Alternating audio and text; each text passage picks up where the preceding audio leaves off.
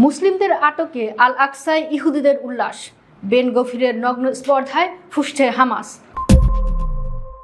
মধ্যপ্রাচ্যের জ্বলন্ত রণাঙ্গনে এবার আক্ষরিক অর্থেই বারুদের স্তূপে দেশলাই ছুড়ে দিল দখলদার ইসরায়েল। গাজা ও লেবাননে রক্তগঙ্গা বইয়ে দেওয়ার পর এবার সরাসরি মুসলিম উম্মার হৃৎপিণ্ড পবিত্র আল আকসা মসজিদে পৈশাচিক তাণ্ডব চালালো নেতানিয়াহুর উগ্রবাদী বাহিনী। বয়স্ক বাদে সাধারণ ফিলিস্তিনি ও শিক্ষার্থীদের মসজিদে ঢুকতে না দিয়ে পুলিশের কড়া পাহারায় আল আকসায় নগ্ন উল্লাসে মেতে ওঠে 4288 জনেরও বেশি উগ্র ইহুদি বসতি স্থাপনকারী। আর এই চরম উদ্ধত্যের নেতৃত্ব দিয়েছেন ইসরায়েলের কট্টর ডানপন্থী ও রক্তপিপাসু জাতীয় নিরাপত্তা মন্ত্রী ইতামার বেন গভির। আল জাজিরা ও রয়টার্সের ব্রেকিং রিপোর্ট আজ বিশ্ববাসীকে হতবাক করে দিয়েছে। ইহুদিদের শোক দিবস তিশা বাপ এর দোহাই দিয়ে পবিত্র মসজিদ প্রাঙ্গণে ঢুকে প্রকাশ্য দিবালোকে আল মুদিক আচার অনুষ্ঠান, গান ও প্রার্থনা করে এই উগ্রবাদীরা। 1967 সালের ঐতিহাসিক স্থিতাবস্থা চুক্তি অনুযায়ী আল আকসায় অমুসলিমদের প্রার্থনা করা সম্পূর্ণ নিষিদ্ধ, কিন্তু আন্তর্জাতিক আইন ও চুক্তিকে জুতোর তলায় পিষে দিয়ে খোদ ইসরায়েলি পুলিশেই 1000-এর বেশি ইহুদিকে সেখানে প্রার্থনার সুযোগ করে দেয়।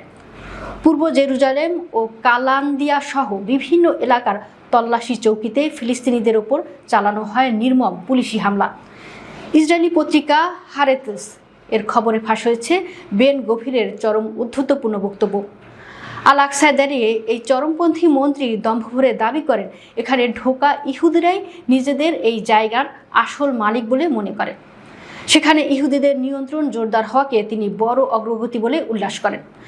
জেরুজালেম গভর্নমেন্ট স্পষ্ট জানিয়েছে এটি কোনো সাধারণ ধর্মীয় আচার নয়, বরং আল আকসাকে ইহুদিকরণের এক সুপরিকল্পিত ও জঘন্য রাষ্ট্রীয় ব্লুপ্রিন্ট, যার পেছনে নেতানিয়াহু সরকারের সরাসরি মদত রয়েছে। এই পৈশাচিক স্পর্ধার পর ফুঁসে উঠেছে ফিলিস্তিনি প্রতিরোধ আন্দোলন হামাস। তারা এক বজ্র কঠিন আলটিমেটাম দিয়ে বলেছে এই নগ্ন আগ্রাসনের চরম মূল্য ইসরায়েল ও ইহুদি বসতি স্থাপনকারীদের কড়াই গণ্ডায় চোকাতে হবে। জর্ডান সরকারও একে বর্বরোচিত উস্কানি আখ্যা দিয়ে আন্তর্জাতিক মহলের কাছে অবিলম্বে পদক্ষেপ নেওয়ার দাবি জানিয়েছে।